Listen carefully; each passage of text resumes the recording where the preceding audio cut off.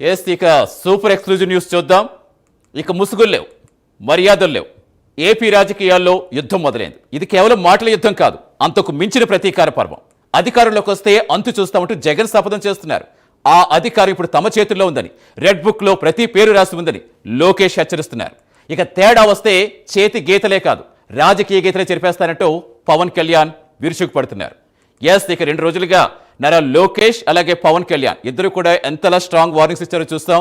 దీనికి సంబంధించి మనకి సమాచారం అందించేందుకు మనతో పాటు జాయిన్ అవుతున్నారు మా కరెస్పాండెంట్ నరేష్ జాయిన్ అవుతారు కాసేపట్లో. మొత్తానికి 2 రోజులుగా డిప్యూటీ సీఎం పవన్ కళ్యాణ్ ఎంత వార్నింగ్ ఇచ్చారో చూస్తాం. అది ఇంకా పెద్ద స్కామ్. ప్రైవేట్ కాలేజీలు ఇది నడిపేటప్పుడు వాళ్ళ జీతాలు నువ్వు ఇస్తావంట. అది ఇంకా పెద్ద స్కామ్. నువ్వు ప్రైవేట్ వానికి ఇచ్చేసిన తర్వాత ఆ private college private teaching hospital వాళ్ళు నడిపేటప్పుడు వాళ్ళ జీతాలు గవర్నమెంట్ ఇస్తుందంట. అంటే నెలకు ఒక్కొక్క కాలేజీలో కనీసం 5 కోట్లు జీతం మినిమం. అంటే నెలకు సంవత్సరానికి ఒక్కొక్క కాలేజీకి 60 కోట్లు, 2 ఏళ్ల పాటు కనీసం అంటే 120 కోట్లు ఒక్కొక్క కాలేజీకి ఎదురు ఇస్తుందన్నట.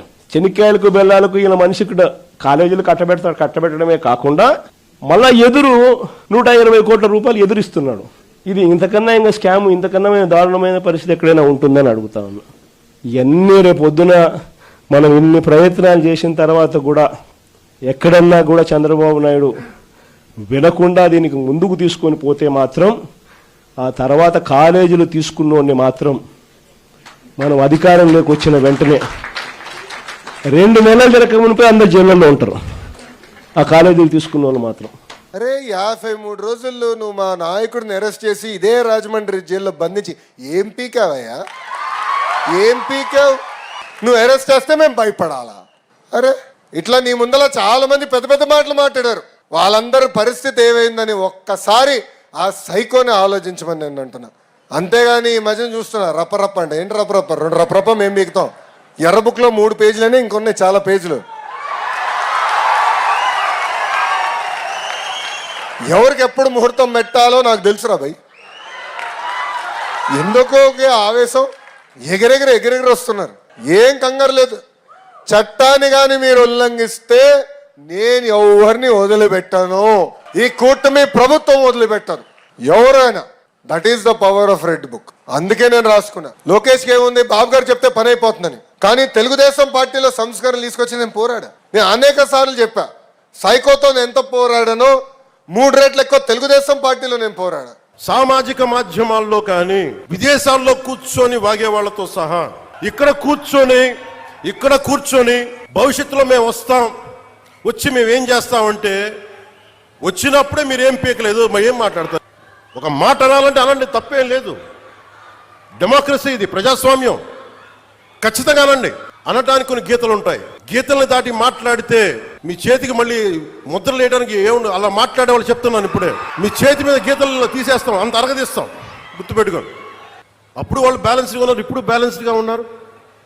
కానీ మీరు కూర్చొని పాత పద్ధతిలోనే మళ్ళీ మేము ఇష్టారాజ్యాంగంగా చెడతామంటే నేను విసిగిపోయానబ్బా. అలాంటిది ఒక జగన్ ఏమన్నారో, లోకేష్ ఏమన్నారో, పవన్ కళ్యాణ్ ఏమన్నారో ప్రత్యక్షం చూస్తాం. ఇప్పుడు ఇవే ఏపీలో చాలా హాట్ టాపిక్గా మారాయి.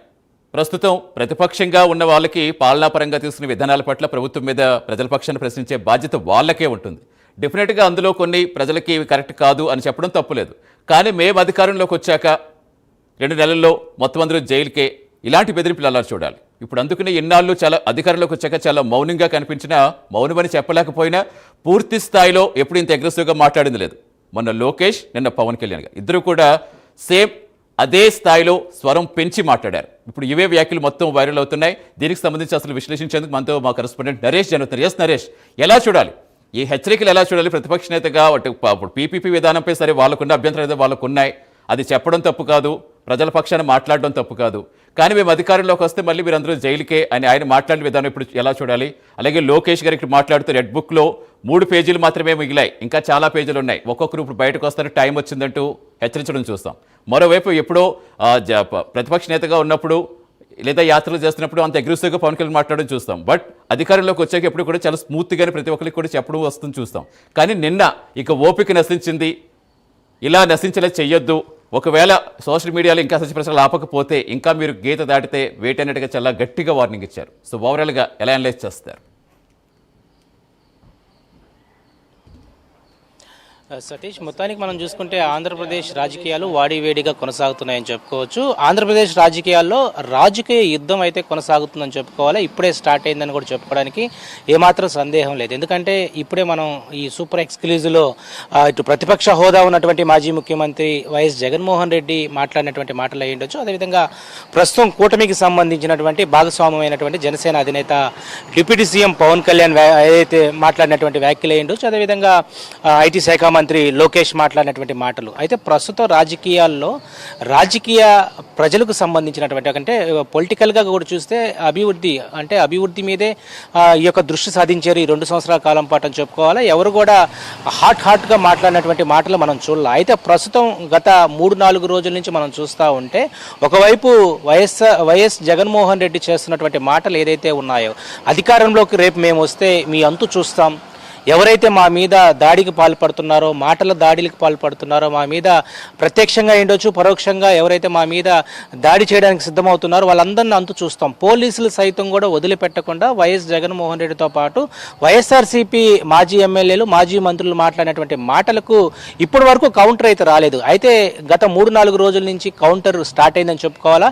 ఇందుకు నిదర్శనం ఉభయ గోదావరి జిల్లాకు సంబంధించినటువంటి వాటర్ గ్రిడ్ సంబంధించినటువంటి శంకుస్థాపన అయిన అనంతరం పవన్ కళ్యాణ్ భారీ బహిరంగ సభలో మాట్లాడుతూ కూడా ఆయన కొంత ఆవేశపూరితమైనటువంటి మాటలు మాట్లాడడం జరిగింది. అంటే ఇప్పటి వరకు ఈ 2 సంవత్సరాల కాలం పాటు ఆయన అభివృద్ధిపైనే మక్కువ చూపించారు. గతంలో ఆయన పవన్ కళ్యాణ్ చూస్తే ఎప్పుడు కూడా విమర్శలకే ముందుకెళ్లేటువంటి పవన్ కళ్యాణ్ కూటమి ప్రభుత్వం వచ్చిన తర్వాత అభివృద్ధి మీద మాత్రమే ముందుకు కొనసాగినటువంటి తరుణంలో నిన్న మాట్లాడినటువంటి మాటలు ప్రస్తుతం రాష్ట్ర రాజకీయాల్లో హాట్గా ఉన్నాయని చెప్పుకోవాలి. ఎందుకంటే మీరు గీత దాటితే రాజకీయాల్లోనే మీ గీతని చెరిపేస్తారన్న మాటలు ప్రస్తుతం రాష్ట్ర వ్యాప్తంగా కూడా చర్చకు దారితీస్తున్నాయి. సోషల్ మీడియాలో కూడా వైఎస్ఆర్సీపీ నేతలు ఉండొచ్చు, ప్రతిపక్ష పార్టీలకు సంబంధించినటువంటి కొంతమంది నేతలు ఈ యొక్క కొంత ఇబ్బందికరమైనటువంటి పోస్టింగ్లు పెట్టడం ఇంకా మానుకోలేదు. ఇప్పటికైనా మీరు మానుకోండి. రాష్ట్ర అభివృద్ధి పురోగతి సాధించడంలో కీలకంగా కూటమి ప్రభుత్వం ముందుకెళ్తా ఉంది. కనీసం మీరు అన్నం తింటున్నారా, ఇంకేం తింటున్నారా అనే మాటలు ఆయన కొంత బాధాకరంగా అనిపించినటువంటి పరిస్థితి అయితే ఉంది. ఎందుకంటే ప్రస్తుత రాష్ట్ర రాజకీయాల్లో ఎంతో అభివృద్ధి మీద ఫోకస్ పెట్టినటువంటి నారా చంద్రబాబు నాయుడు అయ్యుండొచ్చు, అదేవిధంగా పవన్ కళ్యాణ్తో పాటు భాగస్వామైనటువంటి భారతీయ జనతా పార్టీ, ఈ 3 పార్టీల కలయికతో కూటమి ప్రభుత్వం ఈరోజు ఆంధ్రప్రదేశ్ రాష్ట్రంలో ఒక అభివృద్ధిని కీలకంగా ఎజెండాగా ముందుకు తీసుకెళ్తా ఉంది. మరి ఇలాంటి తరుణంలో ప్రతిపక్ష పార్టీ హోదాలో లేనప్పటికీ కూడా గత ప్రభుత్వంలో ఏదైతే 151 స్థానాలు సాధించినటువంటి వైఎస్ఆర్సీపీ శ్రేణులు ఈరోజు 11 స్థానాలకే పరిమితమైనప్పటికీ కూడా ప్రస్తుతం వాళ్ళు బయటకు వచ్చి మాట్లాడుతున్నటువంటి మాటలు చాలా ఉద్రిక్తకు దారితీస్తూ ఉన్నాయి. రాజకీయాలు ఏదైతే కొంత ఇబ్బందికరమైనటువంటి వాతావరణం తెలుస్తుంది. కానీ వీటన్నిటి మీద మౌనంగా ఉంటే కుదరదు అనుకున్నారేమో. కానీ ఒకవైపు లోకేష్ మనం చూస్తే రెడ్ బుక్ సంబంధించినటువంటి పదే గత వైఎస్ఆర్సీపీ సంబంధించినటువంటి ప్రభుత్వంలో ఆయన పాదయాత్ర చేస్తున్నటువంటి సమయంలో కార్యకర్తలకు భరోసా ఇచ్చేందుకు నేను రెడ్ బుక్ను ఏర్పాటు చేసుకున్నాను, ఈ రెడ్ బుక్లో ప్రతి ఒక్కరికి సమాధానం నేను ప్రభుత్వం వచ్చిన తర్వాత చెప్తానని చెప్పినటువంటి మాటలు అటు కార్యకర్తలకు కొంత భరోసా కలిగించింది. అయితే కూటమి ప్రభుత్వం వచ్చిన తర్వాత రెడ్ బుక్కి పని చెప్పలేదని చెప్పుకోవాలి.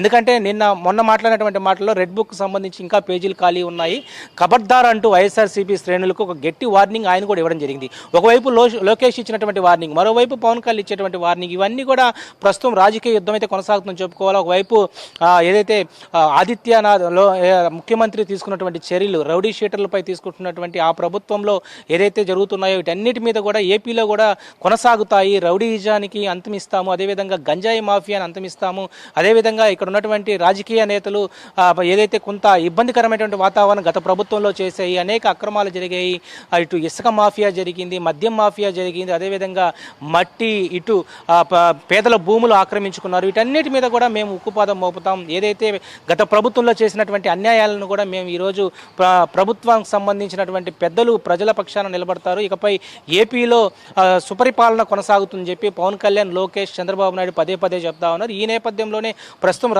రాష్ట్ర రాజకీయాల్లో కొంత ఒక యుద్ధ వాతావరణం కొనసాగుతుందని చెప్పుకోవచ్చు. ఎందుకంటే జగన్మోహన్ రెడ్డి అయ్యుండొచ్చు, వైఎస్ఆర్సీపీ పార్టీకి చెందినటువంటి మాజీ మంత్రులు, ఎమ్మెల్యేలు బయటకు వచ్చి మాట్లాడుతున్నటువంటి మాటలకు ఇక మీరు రాజకీయంగా కూడా మీ గీతను చెరిపేస్తామన్నటువంటి మాటలు ప్రస్తుతం రాష్ట్ర రాజకీయాల్లో ఒక ఆందోళన కలిగిస్తున్నటువంటి పరిస్థితి కనబడుతుంది. కానీ మరి వచ్చేటువంటి రానున్నటువంటి మరి 3 ఏళ్ల పాటు ఎలక్షన్స్ 29లో ఉండబోతున్నాయి. మరి ఎలా ఉండబోతుంది అనేది మాత్రం మనం కూడా వేచి చూడాల్సిన పరిస్థితి ఉంది సతీష్. మరి ఎంతవరకు వెళ్తుందో ఇప్పుడు రేపటి నుంచి మళ్ళీ ఎలాంటి కౌంటర్లతోటి మళ్ళీ వాళ్ళు వస్తారు, ఎలాంటి ఎన్కౌంటర్తో వీళ్ళు వస్తారో చూద్దాం. Right, thank you Naresh, thanks for joining. Yes.